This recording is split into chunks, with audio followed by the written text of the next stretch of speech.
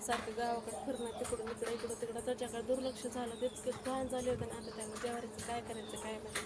मम्मीकडे घेऊन जाणार म्हणते मम्मी काय करू आता जेवारीचं म्हणजे खाण्या लायकीचं तर काय राहिलंच नाही. मग मस्तपैकी त्यांना मग गहू पण खराब व्हायला नकोत म्हणून मग गहू पण असे दिसले.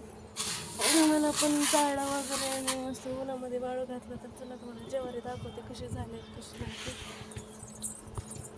बघा इकडं अशी वाळू घातल्यानंतर भात, हिरवी मिरची, पापड. कारण जेवायला आज आम्ही आज मी फक्त सानून देण्याचा सानूचे पप्पा नाहीत आज जेवायला. तर हे बघा आमचं मेकअप कसं आहे. इतका आम्हाला मेकअप आवडतं की बस रात्रंदिवस त्या मेकअपमध्ये राहिलं तरी काय हरकत नाही.